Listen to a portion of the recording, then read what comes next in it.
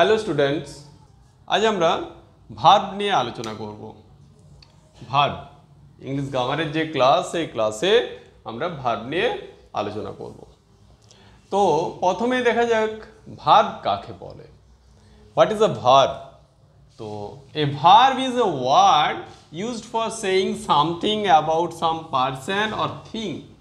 মানে ভার্ব হচ্ছে একটা শব্দ বা পদ যেটা কোনো ব্যক্তি বা বস্তু সম্বন্ধে কিছু বলার জন্য ব্যবহার করা হয়, বা তোমরা সহজে মনে রাখতে পারো যে পদের দ্বারা কোনো কিছু করা, হওয়া, খাওয়া, নাচা ইত্যাদি বোঝাবে, সেটাই হচ্ছে ভার্ব।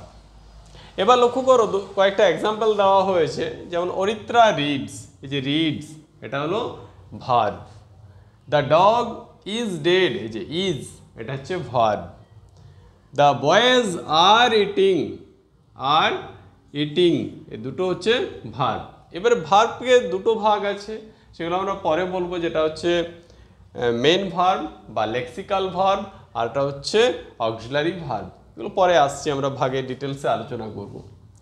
তো এবার দেখো, একটা ভার্ব আমাদেরকে কি কি জিনিস বলে দেয়, বা একটা ভার্ব থেকে আমরা কি কি জানতে পারি।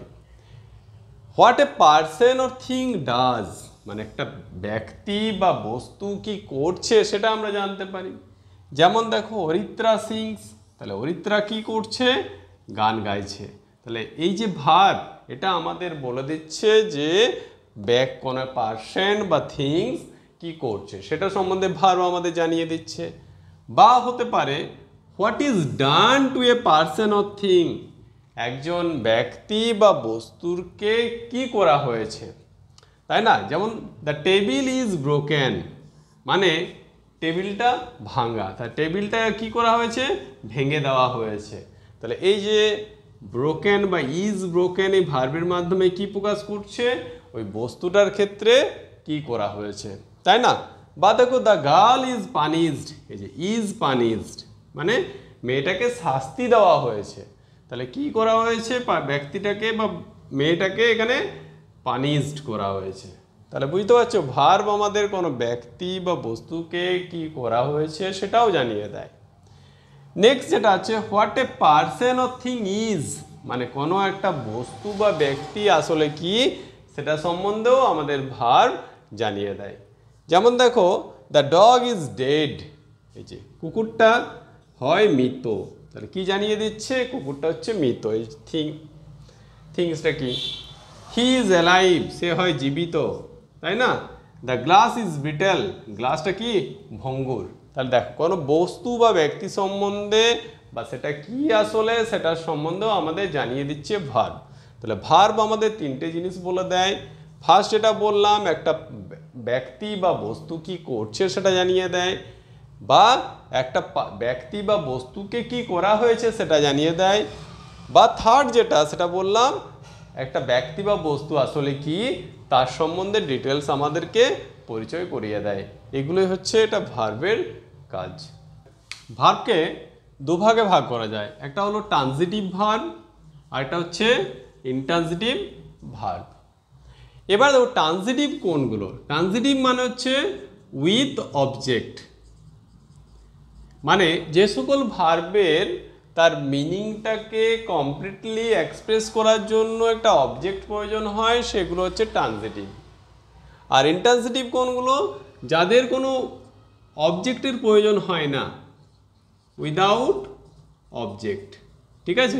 মানে যে সকল ভার্বে তাদের মিনিং এক্সপ্রেস করার জন্য কোনো অবজেক্টের প্রয়োজন হয় না, তাদেরকে বলা হয় ইনট্রানজিটিভ, ঠিক আছে? দেখো, ট্রানজিটিভের উদাহরণগুলো দেখো। আমি কি বললাম? ট্রানজিটিভে একটা অবজেক্টকে প্রয়োজন হয় টু কমপ্লিট বা to express its complete meaning, তাই না? বা complete sense.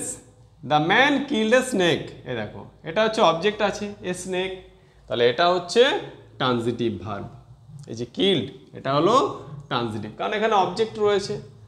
The boy open the window, এ দেখো উইন্ডো, এটা হচ্ছে অবজেক্ট, তাহলে উইথ অবজেক্ট, তাহলে এটা transitive verb. Supriya painted a picture, এ দেখো পিকচার, এটা অবজেক্ট, তাই না? তাহলে এটাও ট্রানজিটিভ ভার্ব। আর she gave me a doll, gave me a doll, এখানে দেখো দুটো অবজেক্ট আছে, মি একটা অবজেক্ট, এ ডল একটা অবজেক্ট। এই প্রসঙ্গে তোমরা জেনে রাখো যে যখন কোনো অপ্রাণীবাচক হবে, মানে অবজেক্টটা যদি অপ্রাণীবাচক হয় তাহলে সেটাকে বলা হয় direct object. Direct object, direct object, দেখো ডল এটা কিন্তু অপ্রাণীবাচক বা কোনো একটা বস্তু, তার জন্য এটা হচ্ছে ডিরেক্ট অবজেক্ট।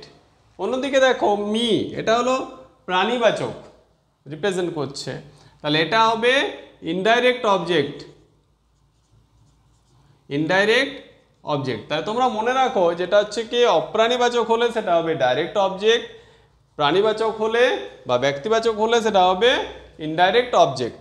এছাড়াও এই প্রসঙ্গে আরেকটা জেনে রাখো যেটা হচ্ছে কগনেট অবজেক্ট। কগনেট অবজেক্ট ব্যাপারটা কি, যখন একটা অবজেক্ট যেটা similar in an object similar in meaning to the verb is called cognate object. মানে হচ্ছে একটা অবজেক্ট যখন ভার্বের মতোই বা ভার্বের মতোই একই অর্থ প্রকাশ করে তখন সেটাকে বলা হয় কগনেট অবজেক্ট। ওকে, দেখো একটা উদাহরণ দেখলে ব্যাপারটা ক্লিয়ার হবে। He died A glorious death, দেখো ডায়েড আবার গ্লোরিয়াস ডেথ, এখানে দেখো মৃত্যু আছে, গৌরবময় মৃত্যুবরণ করেছে। তাহলে এই দেখো এটা এই যে অবজেক্টটা গ্লোরিয়াস ডেথ, এটা হচ্ছে similar in meaning to the verb, তাহলে এই অবজেক্টটাকে আমরা কি বলবো, কগনেট অবজেক্ট। এই টাইপের তোমরা আরও লিখতে পারো, she স্যাং A, she স্যাং a sweet song, sweet song, এই যে সুইট সং এটা হচ্ছে ডিরেক্ট অবজেক্ট, ঠিক আছে। তাছাড়াও আরেকটা আমি উদাহরণ দিচ্ছি, হি ফট এ ব্রেভ ফাইট, ব্রেভ ফাইট, এই যে অবজেক্ট ব্রেভ ফাইট এটাও কিন্তু আমাদের কগনেট অবজেক্ট। তাহলে কগনেট অবজেক্ট ব্যাপারটা কি, যখন একটা অবজেক্ট ভার্বের মতোই একই অর্থ প্রকাশ করে তখন সেটাকে আমরা বলি কগনেট অবজেক্ট। ওকে, ভার্বের আরও কয়েকটা ভাগ দেখে নাও। ভার্বকে প্রধানত দুটো ভাগে ভাগ করা যায়, যেটা হচ্ছে লেক্সিক্যাল ভার্ব, এই দেখো লেক্সিক্যাল ভার্ব, বা এটাকে বলতে পারো মেন ভার্ব। মেন ভার্ব, এটা আরেকটা নাম হলো মেন ভার্ব। আর যেটা হলো অক্সিলারি ভার্ব। অক্সিলারি মানে সাহায্যকারী ক্রিয়াপদ, আর এটা হচ্ছে মেন ভার্ব প্রধান ক্রিয়াপদ। যেমন দেখো রিড, রাইট, গো, কাম, এরকম আরও অনেক আছে, সেগুলো সবই হচ্ছে আমাদের লেক্সিক্যাল ভার্ব বা মেন ভার্ব। এবারে অক্সিলারি ভার্বকে আবার তিনটে ভাগে ভাগ করা হয়। যেমন দেখো প্রাইমারি অক্সিলারি। প্রাইমারি অক্সিলারি কোনগুলো, দেখো do, do verb, have verb বা বি ভার্ব। ডু ভার্ব বলতে কি কি আসবে, ডু নিজে, ডু ডাজ, ডু ডাজ, হ্যাঁ, ডিড, এগুলো হচ্ছে do verb. Have verb, have, has বা হ্যাড, তাই না। বি ভার্বের মধ্যে আসছে প্রেজেন্টে অ্যাম, ইজ, আর, ওয়াজ, ওয়ের এবং বিন, ঠিক আছে, এগুলো হলো বি ভার্ব। অনেক ক্ষেত্রে কিন্তু বিইংটাও বি ভার্বের মধ্যে পড়ে, এটাও অক্সিলারি ভার্ব হিসেবে ব্যবহার হয়। তাহলে মনে রাখবে প্রাইমারি অক্সিলারি ডু ভার্ব, যেগুলো ডু, ডাজ বা did. Have verb, have, has বা হ্যাড, বা বি ভার্বের মধ্যে অ্যাম, ইজ, আর, ওয়াজ, ওয়ের, বিন এবং বিং, এগুলো হচ্ছে প্রাইমারি অক্সিলারি। এবারে চলে আসি মডেল অক্সিলারি। মডেল অক্সিলারির মধ্যে পড়ছে can, could, may, might, shall, should, will, would, must এবং অট টু। তোমাদের এই প্রত্যেকটার ব্যবহার জেনে রাখতে হবে, প্রত্যেকটা মডেলের ব্যবহার, কারণ এইগুলো নিয়ে আমাদের অনেক শূন্যস্থান বা শূন্যস্থান পূরণ এটা পড়ে কিন্তু এক্সামে, যে কতগুলো মডেল দিয়ে দিল, যেটা অ্যাপ্রোপ্রিয়েট মডেল সেটা ইউজ করতে হবে। অতএব আমরা এই যে মডেলগুলো প্রত্যেকটা নিয়ে ইন ডিটেলস আমরা কিন্তু ক্লাস আলোচনা করব। তারপর দেখো মার্জিনাল অক্সিলারি। মার্জিনাল অক্সিলারি হচ্ছে ইউজ টু, নিড এবং ডেয়ার, ঠিক আছে। এই তিনটেকে বলা হয় মার্জিনাল অক্সিলারি। তাহলে আমরা যেটা জানলাম ভার্বের দুটো ভাগ, এটা মেন ভার্ব বা লেক্সিক্যাল ভার্ব এবং অক্সিলারি ভার্ব। এই অক্সিলারি ভার্ব বা সাহায্যকারী ক্রিয়াপদকে আবার তিনটে ভাগে ভাগ করা হয়, প্রাইমারি অক্সিলারি, মডাল অক্সিলারি এবং লেক্সিক্যাল অক্সিলারি। প্রাইমারি অক্সিলারি হচ্ছে ডু ভার্ব, হ্যাভ ভার্ব এবং বি ভার্ব। মডেল অক্সিলারির মধ্যে আসছে can, could, may, might, shall, should, will, would, must এবং অট টু। আর যেটা আছে মার্জিনাল অক্সিলারি, মার্জিনাল অক্সিলারির মধ্যে রয়েছে ইউজ টু, নিড এবং ডেয়ার। দেখো এবার আমরা ভার্বের ফর্মের যে ট্রান্সফরমেশন, আমরা বললাম তিনটে ফর্ম আছে, প্রেজেন্ট, পাস্ট এবং পাস্ট পার্টিসিপল। এই ফর্মগুলোর ট্রান্সফরমেশনের কতগুলো রুলস আছে, সেই রুলসগুলো একটু জেনে নেওয়া যাক। সাধারণত রুল নাম্বার 1, সাধারণত ডি বা ইডি যোগ করে পাস্ট এবং পাস্ট পার্টিসিপল ফর্মে ট্রান্সফর্ম করা হয়। দেখো যেমন এনজয়, এ দেখো ইডি যোগ করা হয়েছে, past participle ED. Arrive, arrived, arrived.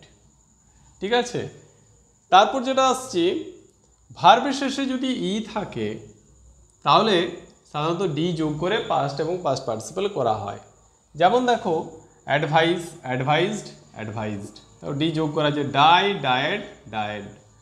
এই টাইপের আরও এক্সাম্পল ইয়ে করতে পারো, ইউজ, অ্যাবিউজ। যেমন আগেরটা ডি বা ইডি যোগ করে, যেমন লাভ, ওয়ার্ক, অ্যান্সার, এগুলো ছিল ইডি যোগ করে। এরপর চলে আসি, যদি ভার্বের শেষে ওয়াই থাকে এবং যদি তার আগে কনসোনেন্ট থাকে তাহলে ওয়াইকে আইয়ে পরিণত করতে হয়। তাহলে মনে রাখবে শেষে ওয়ার্ড লেটার ওয়াই থাকবে এবং তার আগেরটা কনসোনেন্ট হতে হবে, তবে ওয়াইকে আইয়ে পরিণত করতে হবে এবং ইডি যোগ করায় পাস্ট এবং পাস্ট পার্টিসিপাল ফর্মে ট্রান্সফর্ম করা হয়।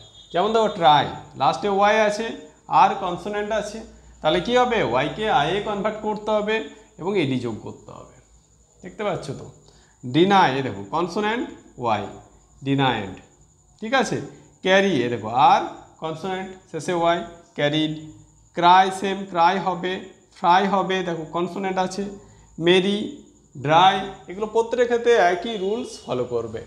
কিন্তু এক্সেপশন যেটা শেষে ওয়াই কিন্তু তার আগে যদি ভাওয়েল থাকে, ভাওয়েল থাকে, কনসোনেন্টের পরিবর্তে ভাওয়েল থাকে, তখন কিন্তু ওয়াই আইয়ে কনভার্ট হবে না, জাস্ট ইডি যোগ করে পাস্ট এবং পাস্ট পার্টিসিপাল ফর্ম করা হয়। যেমন দেখো enjoy, enjoyed, enjoyed. Play, played, played, দেখো শেষে ওয়াই আছে কিন্তু তার আগে ভাওয়েল আছে, তাই না? যদি ওয়ার্ডের শেষে কনসোনেন্ট থাকে এবং কনসোনেন্টের আগে যদি ভাওয়েল থাকে এবং ওয়ার্ডটা যদি মনোসিলেবিক ওয়ার্ড হয়, মনোসিলেবিক আমি তোমাদেরকে আগে অনেকবার বলেছি যেটা একবারে উচ্চারিত হবে, তাই না, মানে একটা সিলেবেল বিশিষ্ট হবে, তাহলে শেষের লেটারটাকে রিপিট করতে হয় এবং তারপর এটি যোগ করা হয়। ঠিক আছে, পাস্ট এবং পাস্ট পার্টিসিপেলে। দেখো এখানে শেষে কনসোনেন্ট, তার আগে ভাওয়েল। ঠিক আছে, এবার দেখো প্যাট, এটা মনোসিলেবিক ওয়ার্ড, তাহলে আমাদের রুলস কি বলছে, শেষে লেটারকে রিপিট করতে হবে। দেখো এখানে রিপিট করা হয়েছে, প্যাটেড, প্যাটেড, তাই না? তারপর দেখো স্টপ, মনোসিলেবিক ওয়ার্ড, শেষে কনসোনেন্ট, তার আগে ভাওয়েল, তার আগে কনসোনেন্ট, তাহলে রিপিট হবে। নেক্সট ড্রপ, এটাও সেম, ড্রপড, ড্রপড। তবে এক্ষেত্রে মনে রাখবে আরও কিছু ওয়ার্ড আছে, যেমন হিট, পুট, কাট, কাস্ট, শার্ট বা ওয়েট, এগুলোও কিন্তু দেখো শেষে কনসোনেন্ট আছে, তার আগে ভাওয়েল আছে, আবার এগুলো মনোসিলেবিক ওয়ার্ড, কিন্তু এদের ক্ষেত্রে পাস্ট বা পার্টিসিপেলের ফর্মটাও কিন্তু একই, মানে হিট, হিট, হিট বা পুট, পুট, পুট, এগুলো মনে রাখবে। এগুলো হচ্ছে এক্সেপশন, কি বললাম, এক্সেপশন, এগুলো মাইন্ডে রাখবে।